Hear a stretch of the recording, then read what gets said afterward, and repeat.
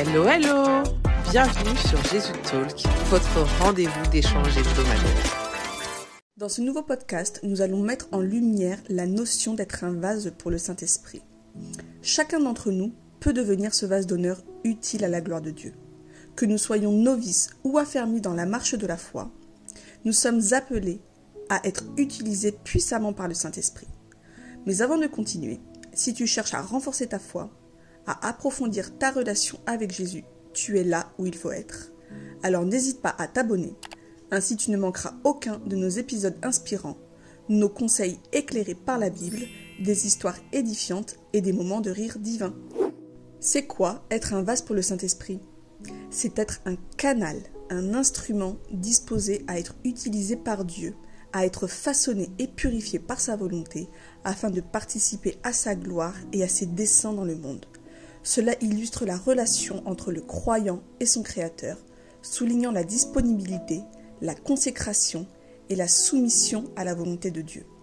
Dans la Bible, il est dit dans 2 Timothée 2, versets 20 et 21, « Dans une grande maison, il n'y a pas seulement des vases d'or et d'argent, mais il y en a aussi de bois et de terre. Les uns sont des vases d'honneur et les autres sont d'un usage vil. Si donc quelqu'un se conserve pur, en s'abstenant de ces choses, il sera un vase d'honneur sanctifié, utile à son maître, propre à toutes bonnes œuvres. » Ce verset ne vous fait pas penser à un autre passage dans la Bible ? Matthieu 9, verset 17. « On ne verse pas dans de vieilles outres du vin nouveau, sinon celles-ci éclatent. Le vin se répand et les outres sont perdues. Non, on met le vin nouveau dans des outres neuves, ainsi le vin et les outres se conservent. » Ces passages mettent en évidence 2 états, 2 dispositions distinctes. D'un côté, des vases d'honneur et des nouvelles outres, de l'autre, des vases courants et des vieilles outres. Ils soulignent clairement que demeurer dans notre état actuel n'est pas envisageable dans la marche avec Jésus. Attention, ne nous méprenons pas. Il ne faut pas attendre d'être des êtres parfaits pour se sentir dignes d'aller à Dieu, car nul n'est parfait à part Dieu. Il nous aime comme nous sommes, mais nous ne pouvons oublier que si nous voulons être de vrais disciples de Jésus, de vrais ouvriers pour cette grande moisson, nous ne pouvons vivre en Christ en restant avec un pied dans le monde. Nous ne pouvons servir de maître. Nous devons cesser d'être attachés à ce qui fait du bien à notre chair, car la chair a des désirs opposés à l'esprit, comme il est décrit dans Galates 5, verset 17. Mais ces passages montrent également un aspect important qu'il nous faut absolument comprendre. C'est que nous sommes tous appelés à être des vases d'honneur. Nous sommes tous appelés à devenir de nouvelles outres pour servir Dieu et à être utilisés par le Saint-Esprit. Ce qui va déterminer notre usage, notre utilité, ne dépend absolument pas du nombre d'années depuis lesquelles nous sommes nés de nouveau, que nous avons été baptisés d'eau. Cela va dépendre de la disposition de notre cœur à nous laisser transformer par notre Maître. Beaucoup de chrétiens nés de nouveau peuvent rester à ce stade immature, sans peut-être même le réaliser. Ils sont d'ailleurs décrits par Paul dans 1 Corinthiens 3 comme des petits enfants en Christ, qui ne peuvent supporter de nourriture solide et sont donc obligés de se nourrir exclusivement de lait. Pourquoi ? Parce qu'ils se comportent comme des hommes et des femmes livrés à eux-mêmes. Se comportant d'une manière charnelle, ils n'arrivent pas à la pleine maturité. Cette pleine maturité est atteinte et s'entretient en crucifiant sa chair, c'est-à-dire nos désirs humains, au quotidien, afin de laisser le Saint-Esprit nous guider. Lorsqu'il est dit dans la prière du Notre Père, que l'on retrouve d'ailleurs dans Matthieu 6, versets 9 à 13, « Donne-nous aujourd'hui notre pain quotidien », on parle bien d'un pain donné au jour le jour et pas d'une réserve pour la semaine ou le mois à venir. Et ce pain quotidien que nous devons demander, c'est Jésus. Il le dit lui-même dans Jean 6, verset 35, « Je suis le pain de vie ».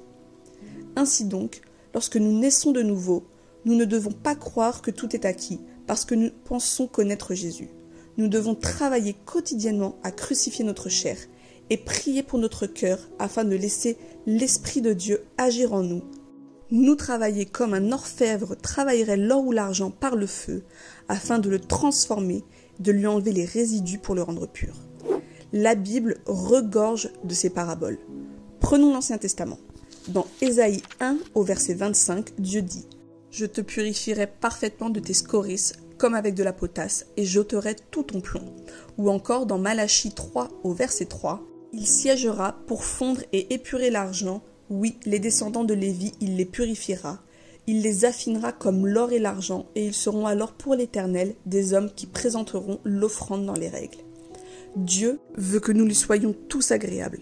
Pour cela, il a besoin que nous le laissions travailler en nous, tel un orfèvre, afin de nous purifier de nos péchés, pour faire de chacun d'entre nous un vase pour sa gloire. Et ce travail ne peut se faire que par le Saint-Esprit, afin de devenir pleinement enfants de Dieu. Paul le dit dans Romains 8, verset 14, que tous ceux qui sont conduits par l'Esprit de Dieu sont fils de Dieu. Il est temps de comprendre que nous pouvons tous être transformés par le Saint-Esprit, que nous pouvons tous passer de vases d'un usage courant à des vases d'or et d'argent. Pour cela, il n'y a pas de secret. Nous devons travailler notre intimité avec Dieu.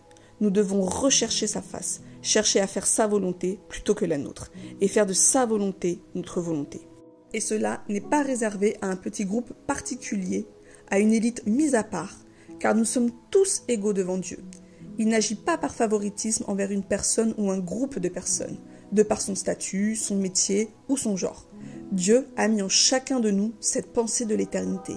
Et Dieu a tant aimé le monde qu'il a donné son Fils unique, afin que quiconque croit en lui ne périsse pas, mais ait la vie éternelle. Il est bien dit quiconque. Il est demandé à toute personne vivant sur cette terre de glorifier Dieu dans son corps et dans son esprit et de porter du fruit.